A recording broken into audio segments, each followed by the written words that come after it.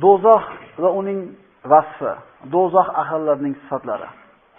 Alloh subhanahu va taolo jahannamga mukallaf farishtalarni qo'ydi. Alloh taolo aytadi: "Ya ayyuhallazina amanu qu anfusakum va ahlikum nara waquduha an-nas wal hijara 'alayha malaikatun ghiladun shidad la ya'suna Alloha ma amarahum va yaf'aluna ma yu'marun." Ey mu'minlar, sizlar o'zlaringizni va ahli oilalaringizni o'tini odamlar va toshlar bo'lgan do'zaxdan saqlangizki, u do'zax ustida qattiq dil va qattiq qo'l, Alloh o'zlariga buyurgan narsaga itoatsizlik qilmaydigan, faqat o'zlariga buyurilgan narsani qiladigan farishtalar turur. Mana aytdik, haqiqiy zolim kimsalar o'zlariga ham zulm qilib, oilasiga ham zulm qilgan kishilar dedik. Mana oyatning mazmuni shunday edi. Ya'ni inson o'zi Alloh taoloning hukmiga yurmaydi, o'ziga zulm qildi. Xuddi shu o'zi itoat qilmagandek, oilasini ham Allohning ibodatiga buyurmagan erkak, ota o'ziga ham oilasiga ham zulm qilgan bo'ladi. Sa'uslihi saqar va ma adraka ma saqar la tubqi va la tazar lawahatun lil bashar 'alayha 19. Yaqinda men uni saqarga, jahannamga kiritajakman. Ey Muhammad, saqarning nima ekanligini siz qayerdan ham bilar edingiz? Saqar nima? Agar Alloh bildirmaganda biz qayerdan bilardik? U biron kofirni qoldirmas, qo'ymas, balki kuydirib halok qilur. U 500 yillik masofadan insonlarga yaqqol ko'rinib turguchidir. Uning ustida 19 farishta qo'riqchilik, egachilik qilur. 19 ta farishta qo'riqchilik qiladi, egalik qiladi. Jahannamning zaboniyalari, jahannamning farishtalari Odam alayhisalomdan boshlab qiyomatgacha yashaydigan milliardlagan odamlarni azoblashlik ishini bor yo'g'i 19 ta farishta uddasidan o'tadi. Alloh taolo nimaga 19 ta qildi? Mana keyingi oyatda bayon qiladi. "Va ma ja'alna ashaban nari illa malaika va ma ja'alna iddatahum illa fitna." Biz faqat farishtalarni, do'zax egalari, qo'riqchilarini qildik va biz faqat kofir bo'lgan kimsalarni sinash uchun u farishtalarning sanog'ini 19 ta qildik. Mo'min odam Alloh 19 ta dedimi, iymon keltiraveradi. Endi munofiq bo'lgan kimsa nimaga 19 ta? Nimaga 21 ta emas, nimaga 18 ta emas? Alloh taolo aytib qo'yapti, fitnaga solishlik uchun, ularni sinashlik uchun. Jahannamning kengligi, uning chuqurligi. Jahannam nihoyatda keng. Jahannam nihoyatda chuqur.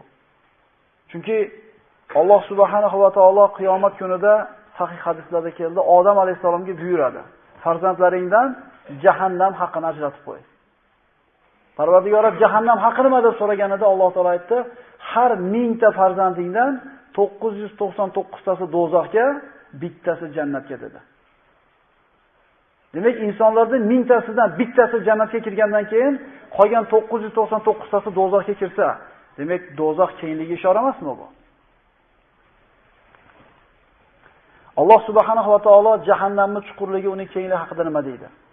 "Yawma naqulu li jahannama hal imtala'ti wa taqulu jahannama hal min mazid." U kunda biz jahannamga to'lib bitdingmi dermiz. U esa yana qo'shimcha bormi der. 1000 tadan 999 tasini tashlab tursa, to'ldingmi desa, yana bormi deb turibdi. Sahih hadislarda keladi. Rasululloh sollallohu alayhi vasallam aytadilar, jahannamga bandalar tashlanar ekan, u esa, jahannam esa yana qo'shimcha bormi deydi. Alloh taolo uni oyog'i bilan ezadi. U ezilib bir-biriga kirishib ketadi. Shunda jahannam, Parvardigor, izzating va buyukligingga qasamki, yetadi deydi.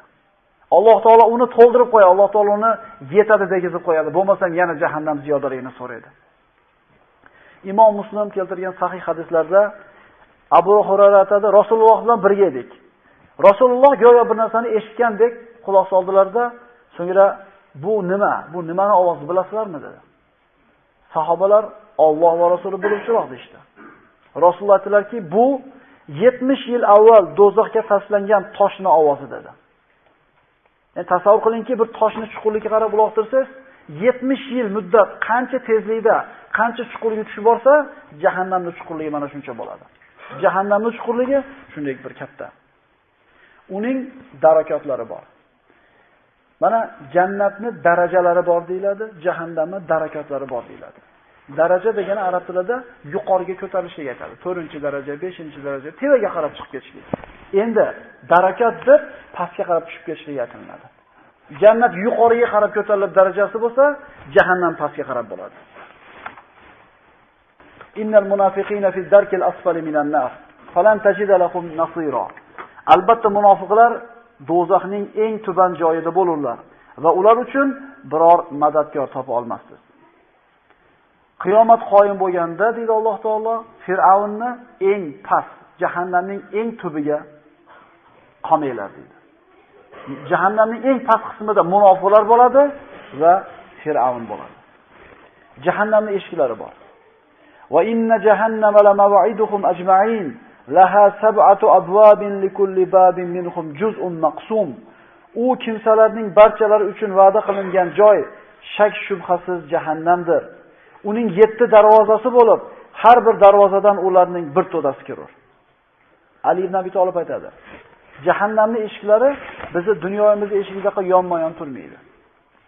Jahannamning eshiklari birini ostida, ikkinchisini ostida, uchinchisi. Pastga qarab, tabaqama-tabaqa pastga qarab tushib ketadi. Har bitta eshikdan o'tilinganda u azob o'zidan keyingi azobdan yengilroq bo'ladi.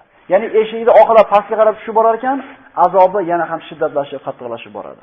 Jahannamga kirgan kishilar o'zlarining qilgan kufr isyonlari, gunohlarga yarasha ana shu eshiklarni birortasida to'xtaydi. Jahannamning issig'i, tutuni va qattiqligi. Albatta bu haqida juda ko'p hadislar, juda ko'p oyatlar keltirilgan, lekin vaqt tejashlik maqsadida qisqa bitta oyat, bitta hadis berib ketilmayapti.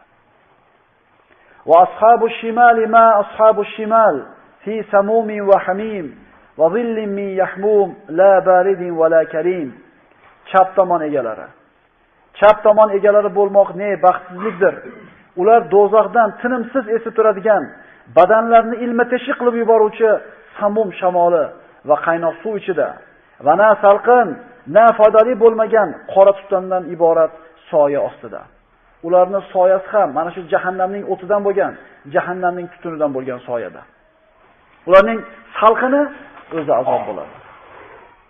Intaliqu ila zilli salasi shu'ab la dalilin va la yughni min al-lahab innaha tarmi bi shararin kal qasr ka'annahu jimalatun sufr. Jahannamda yonayotgan do'zaxlardan ko'tarilayotgan badbo'y tutundan iborat. Osmonga o'ralgan sari bo'linib ketgan 3 bo'lakli, hech qanday salqinlik bermaydigan va do'zax alangasi ham to'smaydigan soyaga boringlar. Darvoqe u jahannam har tomonga har biri qasrdek, xuddi sariq tuyalarga o'xshagan uchqunlarni otib turur. Qasrdek keladigan uchqunlar otib turadi, bu sariq tuyalarga o'xshaydi. Kitobda, sunnatda do'zaxlarning sifati mufassal bayon qilindi. Dunyoda solih kishilarning peshvolari bo'lgandek, fojir, kofirlarning ham peshvolari bor.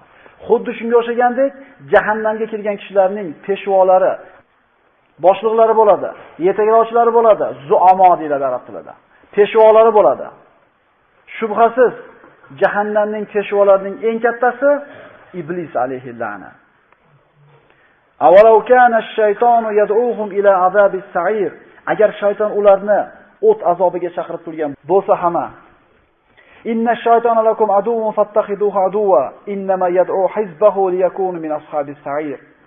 Aniqki shayton sizlarga dushmandir, bas uni dushman tutinglar. Shak shubhasiz u o'z firqasini, ya'ni o'ziga ergashgan kimsalarni do'zax egalari bo'lish uchun da'vat qilur. Odam alayhisalom tufayli iblis jannatdan quvilganidan keyin Alloh taologa va'da berdi. Qiyomatgacha o'lmaslik xatini Allohdan olgandan keyin, qiyomatgacha o'lmasligini va'dasini olgandan keyin Alloh taologa qasam ichib va'da berdi. Izzatingga qasam, shu odam tufayli haydaldimmi? Shu odam bolalarini, zurriyotlarini oldidan ham, ortidan ham, o'ngidan ham, chapidan kelib ko'pini adashtiraman, juda ko'pchiligini senga ergashmayotgan holda topasan dedi. Hozirgi kunda qarab turadigan bo'lsangiz, odamlarda juda ko'pchiligi Allohga itoat qilmayotganligini ko'ramiz. Hatto musulmonman deyotgan, namoz o'qiyotgan ba'zi bir odamlarda ham hayotda qilayotgan ishga qarasang, u iymoni, dini, namozi taqozosi bilan yashamayotganligini ko'rasan. Alloh taolo senga ergashganlar bilan jahannamni to'g'rizaman dedi. O'zi inson biladi shaytonning gapi bo'layotganligini, faqat uni tamagisi kelmaydi. Jahannamning peshvolaridan Fir'avn. yaqdumu qawmahu yawmal qiyamati fawradahumun nar va bi'sal virdul mavrud. U Fir'avn qiyomat kunida o'z qavmini boshlab borib do'zaxga tushirur. U tushiradigan eng yomon joydir. Mana hayotda albatta kimdir kimgadir ergashadi. Biz ham o'zimizga qaraylik, kimga ergashyapmiz? Kimlardan o'rganyapmiz? Shayton, Fir'avn va shunga o'xshagan peshvolar hozir ham yo'q emas oralarimizda. Jahannamga olib keladigan ishlarning yana bittasi bu kibr. Vallatina kazzabu bi ayatina wastakbaru anha ulaika ashabun nari hum fiha khalidun. Inson mutakabbir bo'lar ekan, albatta jahannamga tushadi. Rasululloh sollallohu alayhi vasallam aytadilar, jannatga qalbida zarracha kibr bor odam kirmaydi. Kibr nima? Bir kishi keldi, "Ya Rasululloh" dedi. "Mana ko'ryapsiz, Alloh meni chiroyli qilib yaratgan. O'zim chiroyli odam bo'lgandek, kiyimim zo'r bo'lishini xohlayman. Shu ham kibrmi?" deb so'radi. Rasululloh aytdilarki, "Yo'q" dedi. Kibr batarul haqqi va ghamtun nas. Kibr nima? Yaxshilab eshitib olaylik. Kibr haq so'zga unamaslik, haqqa unamaslik va odamlarni mensimaslik. Kibr u kambag'alda ham bo'ladi. Haq gap gapirilganda itoat qilmaydi, unamaydi, yo'q deydi, men o'zim aytganimni qilaman deydi, hamda odamlarni mensimaydi. Mana shunday kishilar jahannamga boradi. Alloh taolo aytadi, bizning oyatlarimizni yolg'on degan va ulardan kibri havo bilan yuz o'girgan kimsalar esa do'zax egalaridir. Ular u joyda, do'zaxda abadiy qolguvchidirlar.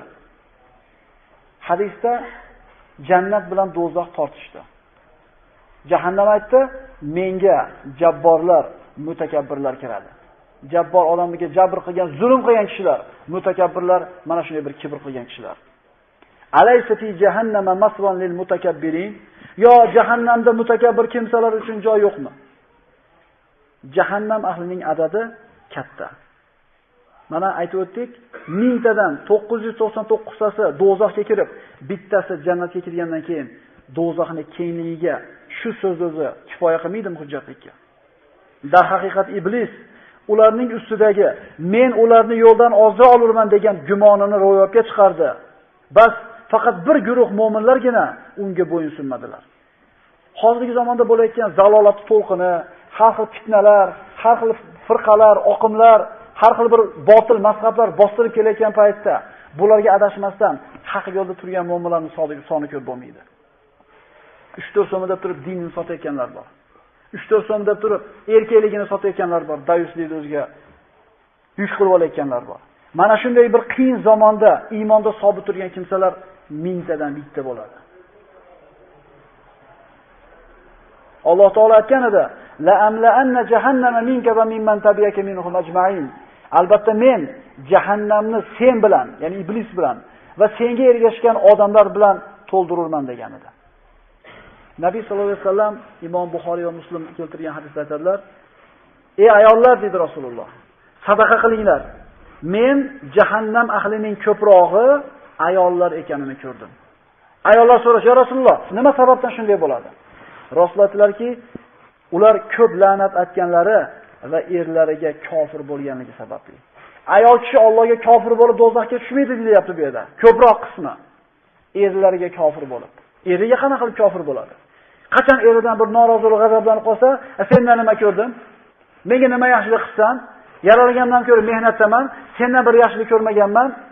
Shu eridan ko'rgan ma'rufni inkor qilib kofir bo'lishiga bo'ladi va shu ularning jahannamga tushib ketishiga yetarli sabab bo'ladi. Ayollar sadaqa qilinglar. Jahannamning ko'proq qismi ayollar ekanligini ko'rdim dedi Rasululloh sollallohu alayhi vasallam. Imom Muslim keltirgan hadisda Nabiy sallallohu alayhi vasallam aytadilar: azoblanayotgan kofirning ikki yelkasining oralig'i tez yuguradigan otning yurishidagi 3 kunlik masofachalik uzoq bo'ladi. Ya'ni bitta kofirda, jahannamda azoblanayotgan bitta kofirni ikkala yelkasining o'rtasidagi masofa tez yuguradigan ot 3 kun tinmay yugurgan paytda qancha masofani bosib o'tsa, shuncha kengaytirilib qo'yiladi yelkasi. Ulamolar aytadi, jahannamda kofir badanining har bir qarichi azobni yetarli darajada olishi uchun Alloh taolo uning jasadini katta qilib qo'yadi. Rasululloh sollallohu alayhi vasallam jahannamda eng yengil azob oladigan kishi haqida aytdi. Imom Buxoriy keltirgan hadisda Rasululloh aytadilar, qiyomat kunida eng yengil azob beriladigan kishining oyog'ini ostiga cho'q qo'yiladi. Va mana shu cho'q tufayli uning miyasi qaynaydi. Boshqa hadislarda mana Abu Talib mushrik holatda vafot qilgandan keyin Rasulullohning amakisi, unga eng yengil azob beriladi degan Rasululloh. O'tdan bo'lgan kavush tegiziladi, uning miyasi qaynaydi dedi. Agar eng yengili shu bo'lsa, Qur'onda jahannam ahlining liboslari, taomlari va ichimliklari haqida bayon qilindi. Laysa lahum ta'amun illa min dhari' la yusminu va la yughni min ju'. Ular uchun biron taom bo'lmas. Ularning yemishlari faqat yegan kimsani semirtirmaydigan va ochlikdan xalos qilmaydigan zori'adan, ya'ni zaharli va badbo'y tikansimon o'simlik bo'ladi. Yeydigan taomi shu bo'ladi. Inna shajarata zaqum ta'amul asim kal mukhli yaghli fil butun ka ghalil hamim. Albatta do'zaxning o'rtasida o'sadigan zaqqum daraxti gunohkorlarning taomidir. U taom misoli qaynoq suvning qaynashi kabi qorinlarda qaynaydigan, eritilgan, dog'langan yog'dir. Alloh taolo jannatni sifatlab bo'lgandan keyin aytadi. Azalika khayrun nuzulan am shajaratu zaqqum? Mana shu jannat yaxshiroqmi yoki zaqqum daraxtimi? Haqiqatan biz uni, ya'ni zaqqum daraxtini zolim kimsalar uchun fitna aldov qilib qo'ydik.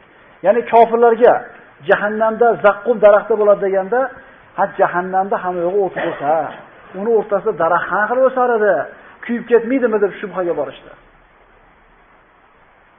Insonni yo'qdan bor qilgan Parvardigori, hamma tirik narsani suvdan yaratgan Parvardigori jahannamning ichida kuymaydigan daraxtni yaratib qo'yishga qodir emasmi? Dar haqiqat u, ya'ni zaqqum do'zax qa'rida o'sadigan bir daraxtdir. Uning butoqlaridagi mevalari xunukligida xuddi shaytonlarning boshiga o'xshaydi. Ko'rinishi xunuk, ta'mi xunuk, yegandan keyingi azobi xunuk. Jahannam ahlining qorinlari ochadi. Bas ular, ya'ni do'zaxlar albatta undan yeb qorinlarini to'ldirguvchidirlar. So'ngra chanqaydi ular. Thumma inna lahum alayha lashawban min hamim. So'ngra albatta ular uchun uning zaqqumning mevalarining ustiga qaynoq suvdan aralashtirur va ularni majburan ichishlikka olib kelinur. Yegani zaqqum, ichgani qaynagan suv, qoniga kirgandan keyin bu narsa qaynatib veritadi qorinlarini. Summa inna marji'ahum ila jahim. Keyin nima bo'ladi? Keyin damal bo'ladimi ozgina? So'ngra ularning qaytadigan joylari yana albatta do'zax bo'ladi. Bu ularning yeydigan taomining azobi.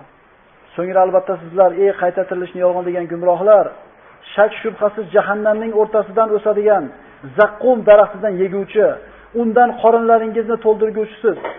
So'ng uning ustiga qaynoq suvdan ichguvchi, ichganda ham tashna to'ymas tuyalar kabi ichguvchisiz. Mana shu ularning jazo, qiyomat kunidagi ziyofatidir. Tuya agar chanqashlik kasaliga uchrab qoladigan bo'lsa, tinmay suv ichadi. Ichaveradi, qorni yorilib ketishadi. Mana shu suvni o'ldiradi. Xuddi shunga o'xshagandek, zaqqum daraxtini yegan kimsani chanqog'i to'xtamaydi. Ustiga qaynagan suvni, jahannam ahllarining badanlaridan oqqan qon, yiring, zinokorlarning farjlaridan oqqan sassiq badbo'y suyuqliklarni ichadi. Ularning yeydigan taomi zaqqum, ichadigan mana shunday bir najosatlar bo'ladi. Va suqu ma'an hamiman faqatta'a am'ahum. U joyda qaynoq suv bilan sug'orilib, u suv ichaklarini bo'lak-bo'lak qilib tashlaydi. Sahih hadislarda keltiriladi, Rasululloh sollallohu alayhi vasallam aytadilar, agar zaqqum daraxtidan, ya'ni qanchalik zaharli, qanchalik bir noxush daraxt ekanligini bilishlik uchun quyidagi hadisga quloq solamiz. Agar dedi Rasululloh sollallohu alayhi vasallam, zaqqum daraxtidan bir tomchisi yer yuziga tomsa, uning ustidagi odamlarning hayotini fasodga aylantirib tashlaydi. Zaqqum daraxtidan bir tomchisi mana shunday bir katta yer sharida yashab bo'lmay qoladi. Bir tomchisi yer yuzini buzib tashlaydigan bo'lsa hayotini, endi yeydigan taomi, ichadigan ichimligi zaqqum bo'lgan kofirlarning ahvoli qanday bo'ladi? Ularning taomlaridan g'islin. Falaysa lahul yawma hahuna hamim va la ta'amun illa min ghislin la ya'kuluhu illa al-khati'un. Bas bugun bu yerda uning uchun biron do'st madadkor yo'qdir va biron taom ham yo'qdir. Faqat yiringdan bo'lgan bir taom borki, uni faqat yo'ldan adashgan kofirlarga yerlar. Yiringlarni yeydi ular. Hada falyazuquhu hamimun wa ghassaq va akharu min shaklihi azwaj. Mana bu qaynoq giringdir. Bas ular o'shani totib ko'rsinlar. Boshqa azobi uqubatlar ham o'sha shaklda bo'ladi. Imom Qurtubiy aytadi. Do'zax ahllarining tanalaridan chiqqan suvlar deyiladi. Ularning badanlaridan oquvchi suyuqliklari, zinokorlarning farjlaridan chiqqan suvlar bo'ladi. Ular bu taom va sharobdan keyin suv so'raydilar. Zaboniyalar ularni sug'oradilar. Va yastaghisu yughasu bima'in kal-muhl yashbil wujuh bi'sa-sharobu wa sa'at murtafaqa. Agar ular tashnalik shiddatiga chidamay suv so'rasalar, eritilgan, dog'langan yog' kabi yuzlarni kuydirguvchi suv berilur. Naqadar yomon ichimlik u, naqadar yomon joy u. Aqulu qawli hada va astaghfirulloh li va lakum. Assalomu alaykum va rahmatullohi va barakatuh.